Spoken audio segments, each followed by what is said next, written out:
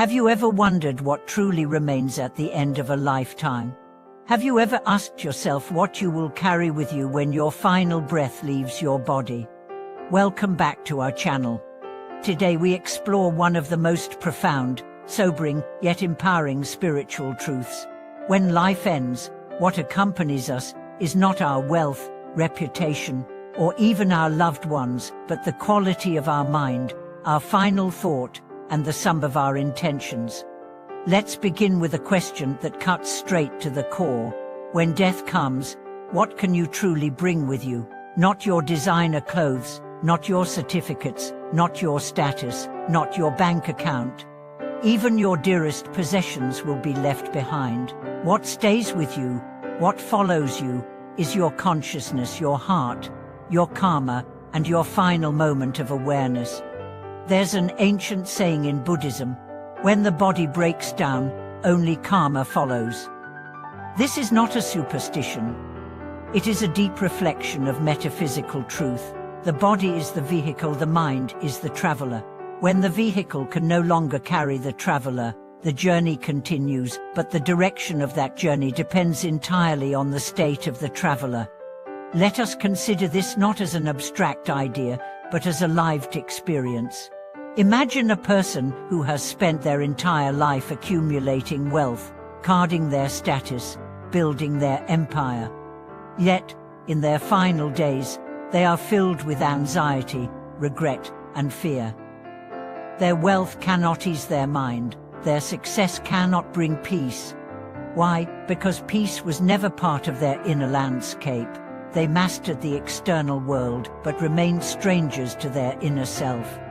Now compare that with a humble individual, perhaps a farmer, who lived a life of simplicity, gratitude, and mindfulness. He never owned much, never traveled far, but each day he woke with compassion and went to bed with contentment. In his final moments, he smiles.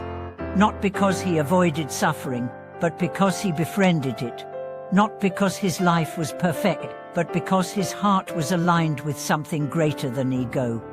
This is the difference between living for the body and living for the soul, between performing life and experiencing it, between collecting things and cultivating being.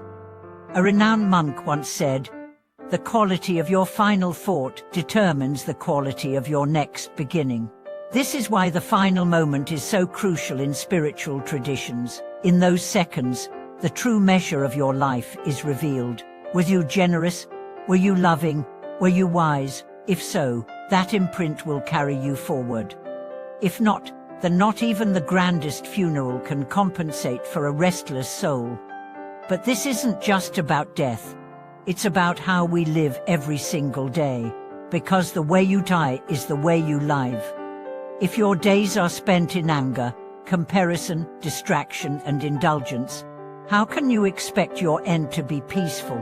Peace doesn't magically appear, it is practiced, it is cultivated, it is learned moment by moment. So what does it mean to prepare for death? Not in a morbid way, but in a conscious, loving way. It means to live each day as if it matters. It means to forgive more quickly, love more deeply, and let go more gracefully. It means to ask yourself each morning, if today were my last, how would I live? Not out of fear, but out of clarity. One of the most powerful stories in Buddhist lore is about a man on his deathbed. He was surrounded by family, friends, and monks. They asked him what he wanted to bring with him. He closed his eyes and whispered, "Only my awareness. That's all I have." And indeed, in that awareness, he departed not in fear, but in presence. Presence is what we take. Not our memories, but our mindfulness. Not our possessions, but our perspective. Not our accolades, but our attitude. This is why the great teachers emphasize a daily practice, not for religious performance, but for spiritual preparation. They don't ask you to recite prayers to impress deities. They invite you to align with truth so that when your time comes, you're not clinging, you're ready. So how do we cultivate this readiness? Through simple yet profound habits. Begin your day with silence. Breathe with awareness, eat with gratitude, speak with kindness. End your day with reflection. Ask, did I live with heart today? Did I contribute more love than fear? These are the practices that, over time, shape your soul into something luminous. And when illness comes, as it surely will for all, meet it not with panic but with wisdom. Understand that this body was never permanent. It was a guest house, a garment. When it wears out, we must let it go, not as a defeat, but as a homecoming. Many people fear dying alone. But loneliness at death is not about who is physically present. It is about whether you know yourself. If you've spent your life avoiding your emotions, distracting yourself, and projecting images, then death will feel like a stranger.